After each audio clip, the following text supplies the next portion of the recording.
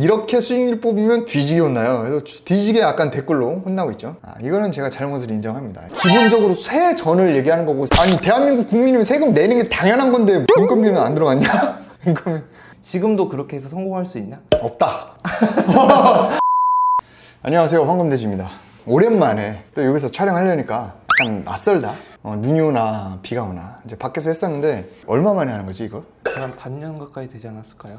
이제 옛날에 여기 칠판에서 기염을 토하면서 막 그때 약간 추억에 아련한 그런 분들이 있어요. 욕을 좀 세게 해줘야 좋다, 욕 좀 더 해달라, 약간 그런 사람 있었거든. 구독자가 최근에 많이 올랐어요. 구독자가 오르는 건 항상 악플러도 많다, 악플이 많아서 오늘은 댓글을 한번 읽어봐가지고 방송을 통해서 한번 반박 아닌 반박, 그렇다고 뭐 제가 욕하는 건 아니고, 최근에 약간 떡상했던 게 한 2달 전인가? 옆집이 내 땅을 침해해도 소송 못하는 거. 이게 조회수가 이제 600만이 좀 안 되지. 여기서 아주 그냥 본인들끼리 감론을박이 장난 아니야. 그래서 여기 보면 전문가분들이 뭐 조언도 해줬고 경험자 분들도 많이 했는데, 제가 여기서 위성이라는 단어를 썼어. 네, 근데 위성이라는 게 제가 측량을 얘기한 거예요. 이제 지적공사에서 와서 측량을 했는데, 지적공사에서 측량을 할 때 이제 GPS로 하는 걸로 알고 있어요, 제가. 근데 GPS를 한다라는 거를 이제 그렇게 표현한 거고, 지적공사에서 했는데 그 땅 지정해준 게 이제 옆집 땅이 좀 침범했다. 근데 물론 이제 결과적으로 이 건물은 다 지었어요. 근데 이 당시 그냥 옆집이랑 좀 협의를 해가지고 뭐 담벼락 좀 안쪽으로 해서, 다행히 그렇게 많이 넘어온 건 아니어서 잘했는데, 이게 좀 많이 넘어오거나 이러면은 좀 문제가 될 수 있어서 그렇게 이제 얘기를 생각 없이 찍었던 건데, 이게 이렇게 떡상이 될 줄 몰랐지. 댓글 한번 보면 뭐 나라 욕도 나오고, 그지? 전국적으로 지진이 일어나서 뭐 약간 땅이 밀린다, 뭐 그런 그 틀린 말은 아니지. 시골에는 저런 경우가 많다, 거의 소송 포기해야 함. 그치? 이런 건 사실 소송 가는 것보다는 이제 협의하는 게 제일 좋죠. GPS 오차가 있네요, 뭐. 그리고 제일 좋아요수 많은 게 저 땅만 그런 게 아니라 내가 산 땅도 다른 땅을 침범했을 수도 있다. 지금 저희가 거기 지었던 땅이 혹시 침범을 했거나 그런 경우가 있었는지. 그런 건 내가 유튜브에 안 올리지. 아니, 그래서 저는 사실 처음에 건물 지을 때는 이런 거 존나 디테일하게 봤거든? 근데 지금 이게 벌써 5번째? 하니까 크게 신경 안 쓰는 것 같아. 얼추 되면은 그냥 그 안에서 그냥 하는 거죠. 그 다음 떡상한 게 한 달 수익이 1억인 건물. 임장 컨텐츠를 처음 시작할 때 찍었던 건데, 생각 없이 찍었는데, 아니 생각은 있이 찍었지. 근데 떡상이 됐다. 저기에 41억이면 뭐 세무조사 해야 된다, 회사 돈 횡령하는 하나의 방법임, 뭐 이런 것도 있고, 회사 사장이 가족 명의로 집 지어서 자기 회사에 팔면 되지, 법인 탈세 짜고 치는 아사리판. 저걸 누가 41억 주고 인증 필요, 뭐 인증에 씨발 등기부에 다 나와 있는데, 그지? 임장 찍는 거는 일단 우리 임장머신이 등기부 등본을 다 갖고 오죠. 그냥 나라에서 만든 문서에 있는 걸 기반으로 그걸 토대로 우리가 그냥 브리핑을 하는 것 뿐이니까, 거기에 뭐 숨은 저희가 있거나 41억에 팔렸다는데 뭐 그게 회사 돈을 횡령이고 나발이고 난 잘 모릅니다. 설사 그렇게 했다 하더라도 뭐 알 것도 없고 알 방법도 없고, 그죠? 건축허가 낸 돈부터 조져야 누가 봐도 불법 건축물인데 보통 사람은 불가함. 아마 건축과에 뒷돈 많이 준? 이분은 뭐 소설책을 써도 될 것 같아. 법인만 한다 그러면 다 약간 다 적폐로 보는. 그 다음에 스타벅스가 부동산으로, 이거 할 말 많지 또.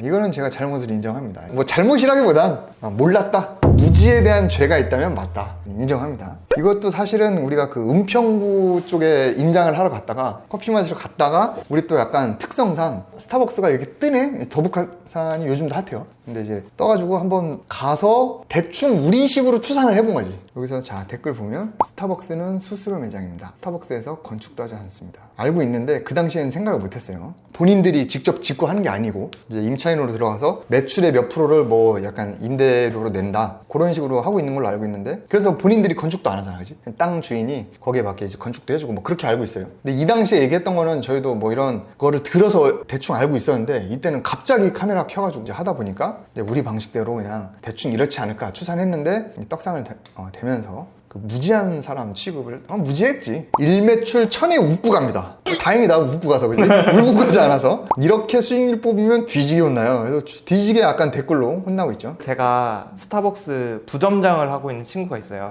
제일 잘 나오는 매장이면은 하루에 얼마나 나오냐 물어봤거든요. 좀 잘 나오는 편이 1,800만 원이 나온대요. 하루에. 네. 그래서 제가 여기 은평구 스타벅스를 얘기했더니, 진짜 잘 벌 때는 하루 2,000일 매출 찍을 수도 있겠다라고 얘기를 하고. 그럼 하루 일매출 1000에 웃고 갑니다가 웃을 정도는 아니네. 뭐 얼추 맞추는 건 아니지만 터무니없진 않잖아. 근데 대신 영업이익은 8%에서 한 12% 정도 나온다고 하더라고요. 그렇구나. 그 다음에 멈출 뻔한 공사 1억 벌게 들였습니다. 이것도 책도 읽어봤고 유튜브 뜨는 것도 가끔 보지만 항상 두루뭉실 납득이 안 가는 포인트들이 꼭 있네요. 여기 또 대표님 댓글을 친절하게 달아주셨어요. 두루뭉실한 건 이유가 있어. 다 알려주면 이런 분들은 사업 접어야죠. 그래도 적당히 알려줘야 믿고 가는 거지. 이런 식으로 아는 사람 통해서 자기를 했다면 참 믿음이 가겠다. 너한테 믿음을 주려고 내가 방송을 하는 건 아니잖아, 그지? 어쨌든 이거는 이제 얘기를 하면 그 방법을 유튜브에서 얘기하기가 좀 애매하죠. 불법적인 건 아니지만 여기 뭐 강동구 뭐 관계자들도 있을 거고, 그죠? 그 다음에 요 건축주도 있고 100%제 현장이 아니기 때문에 그걸 시원하게 얘기를 못했지만 어쨌든 제가 뭐 나름의 약간 아는 사람 통해서 강압적으로 뭐 이렇게 했다 이건 아니지만 그래도 조금 협조를 잘 구하게 해줬다. 다행히 아는 사람이 이쪽에 이제 좀 관계자가 있었어요. 그래서 조금 잘 얘기해줬더니 사실은 이게 담당자마다 되기도 하고 안 되기도 하거든요. 근데 이제 이쪽 담당자는 그 당시에는 인입을 시키려면 요 토지주에 뭔가 이렇게 문서가 있어야 된다 했었는데 사실은 없어도 되거든. 건축허가 났으면. 뭐 제가 영향력이 있다라고 자랑하는 건 아니고 수강생이니까 도와준 거죠. 강의를 듣고 건물을 짓는 분들이 있으면 제가 어려움이 있을 때 좀 도와드리기도 합니다. 제가 능력이 되면. 사실은 뭐 강의 홍보 다음 홍보하려고 이제 유튜브를 하는 거니까 그런 거죠. 자, 2년 만에 2억을 10억으로 만든 거 뭐. 요건 이제 내 시그니처잖아. 3년 전이냐 2년 전에 다니TV에 내가 나와가지고 투자 프로세스에 대해서 얘기한 게 떡상이 됐었죠. 많은 분들이 다중주택 지어서 풀전세 때린 다음에 풀피, 그게 이제 제 투자 사례로 많이 알고 계시죠. 그래서 그거를 제 채널에서 이제 한번 다시 쇼츠를 정리했던 건데 결국은 전세 돌렸다는 건 갭 투자로 망하면 다 죽는 거나 전세 사기입니다. 이거 전세 사기로 이어지는 첫 번째 단추. 웃고 간다. 참 잘 웃어, 그지?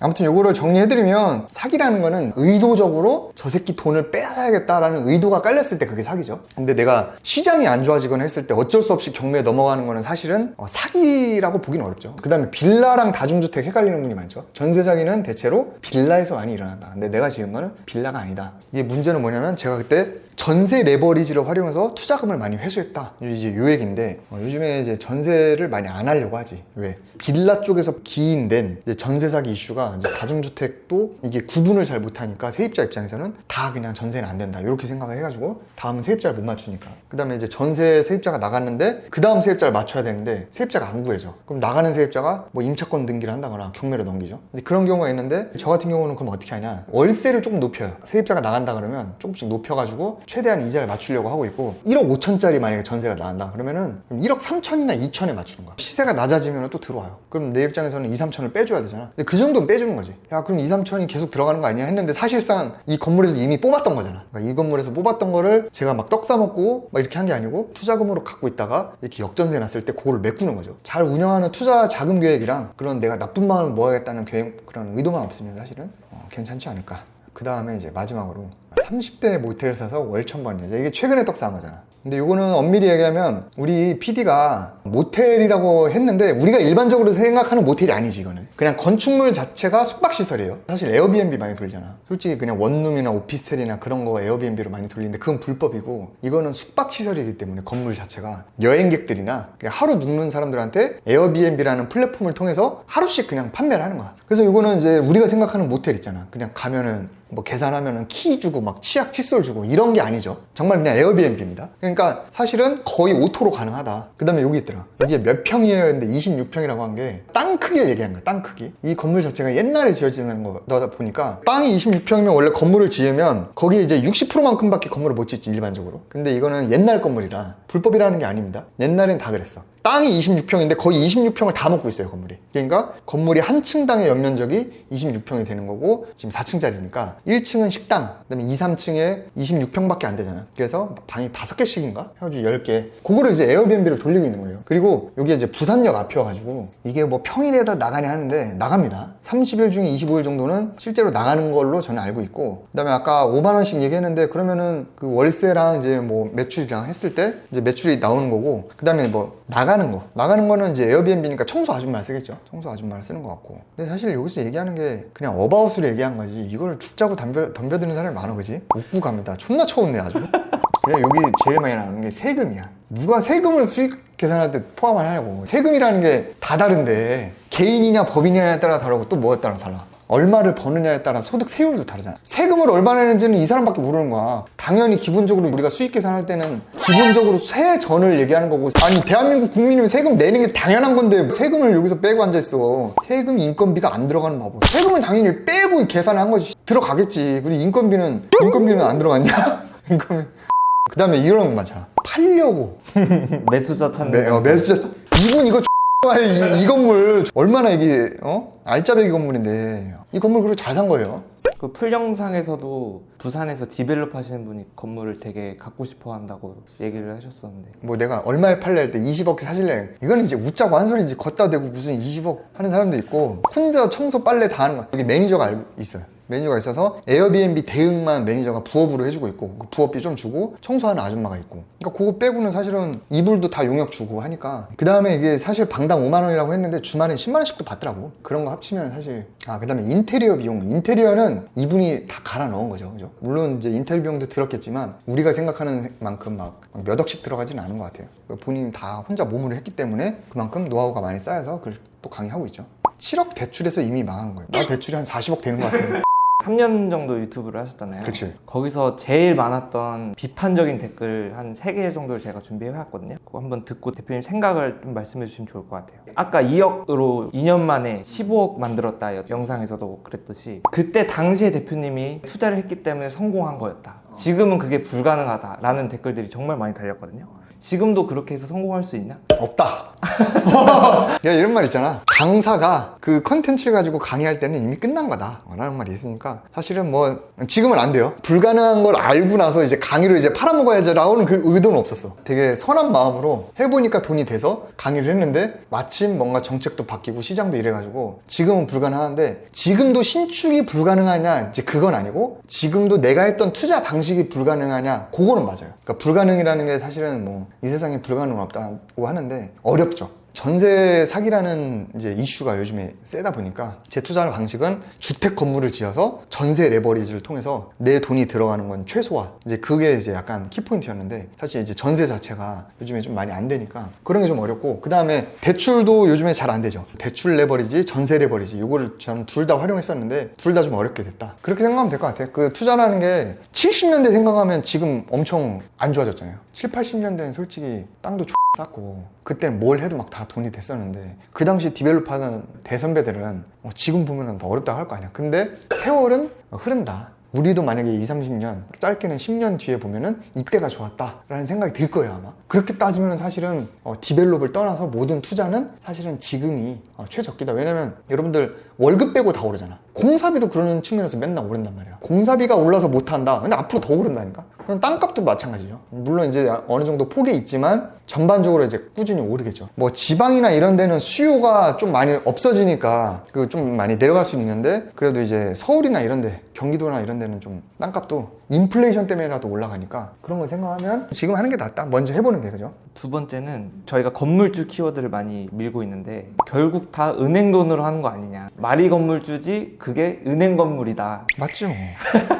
이거는 이제 기본적인 마인드고, 제가 유튜브를 3년 전에 우리 PD랑 처음 시작할 때 한창 많이 찍었던 거잖아. 직장인 마인드, 투자 마인드. 근데 지금은 사실 나도 이제 그런 말 하기도 지겹고, 이제 너무 이제 익숙해져가지고 텐션이 안 나와. 근데 그 당시에는 직장 나온 지 얼마 안 됐을 때라서 직장인들 보면 야, 이런 마인드를 좀 가져라 열을 냈는데, 사실 그런 측면이거든요. 지금 아무래도 이제 고금리고다 보니까 이런 말이 더 나오는 것 같아. 그런 거잖아. 여러분들 집 살 때 강남에 10억짜리 집이 있는데 내가 1년에 1000만 원 모을 수 있어. 몇 년 모아야 되냐? 100년? 그거 어떻게 사냐? 그 논리 자체가 안 맞는 거야. 아까 얘기했지만 월급 빼고 다 오르잖아. 그 월급 빼고 다 오른다고 본인들도 얘기해. 그럼 아파트는 오르고 내 월급은 안 올라. 근데 월급을 모아서 이걸 어떻게 사냐고. 오르는 걸 미리 잡아놓으려면은 이제 레버리지를 써가지고 좀 어쨌든 은행 지분이 많긴 하긴데 소유권 자체는 나잖아요. 소유권이 나라는 거는 이게 올랐을 때 프리미엄을 내가 가져가니까 이제 거기에 대한 투자죠. 사실 뭐 이거를 은행 돈 아니냐라고 말하는 분이 있다면 이제 그분은 사실은 뭐 부자가 되긴 좀 어렵지. 그 마인드를 한번 좀 잘 생각을 해보면 될 것 같습니다. 마지막으로, 신축으로 돈 벌 수 있고 좋은 거면 혼자 하지 굳이 이렇게 유튜브로 나와서 얘기하냐, 그런 얘기들이 많거든요. 일단은 너무 많아, 땅이. 경쟁자가 아니야. 그러니까 예를 들면 시장이 되게 작다, 뭐 편의점이라든가 시장의 규모 자체가 작다라고 하면은 내가 떠벌리는 순간 내가 경쟁자가 될 수 있거든. 근데 신축이라는 거는 내가 굳이 떠벌리고 다녀도 좋은 땅 찾아서 하는 데 있어서 경쟁자가 될 확률이 별로 없어. 할 게 너무 많으니까. 그 다음에 이걸로도 돈 벌지만 어쨌든 강의를 하면서도 돈을 벌잖아. 그러니까 사실은 뭐 돈을 벌려고 하는 거죠. 그 다음에 이제 마지막 이유는 유튜브는 강의를 팔려고 하는 게 맞습니다. 그다음에 제 브랜딩을 하려고 하는 게 맞고, 그 다음에 유튜브랑 강의를 하면서 얻게 되는 게 브랜딩을 통한 사람이죠. 인맥. 수강생이라는 인프라가 생기니까 혼자 할 때 브랜딩이 안 돼 있으면 어려울 게 많아요. 뭔가 말을 해도 씨가 안 먹힐 때가 있고 하는데, 이게 강의 팔이를 하면서도 돈도 벌면서 인지도도 쌓고 이렇게 하다 보니까 내가 내 거 할 때 힘이 좀 실리는 것 같아요. 그래서 사실은 1타 3피다 이렇게 볼 수 있죠. 뭐 나쁘게 보면 사실 끝도 없어. 심지어 뭐 예수님도 안티가 있는데 뭐 나라고 없겠어요. 그렇게 안 좋게 보는 것보다 쟤도 저렇게 하는데 나도 어떻게 할 수 있지 않을까, 조금 좋게 보는 게 나은 것 같아요. 제 유튜브를 보면서 그냥 조금은 그냥 편하게 얘기를 해봤습니다. 앞으로 2024년도에는 제가 이제 뭐 강의도 꾸준히 할 거고, 자체적으로 시행도 1년에 한두 개씩은 꾸준히 하려고 합니다. 좋게 봐주시고. 시장이 어려워요. 시장이 어렵고 저도 뭐 사실은 말을 안 해서 그렇지 저도 좀 어렵습니다. 근데 다행히도 최근에 방배동 거 매각했잖아. 올해 되게 잘 팔렸고 영상이 올라가겠지만, 제가 또 빌라도 하나 짓고 있는데 지금 분양이 안 될까 봐 엄청 걱정을 했는데 준공이 나기 전인데 다 팔렸어요.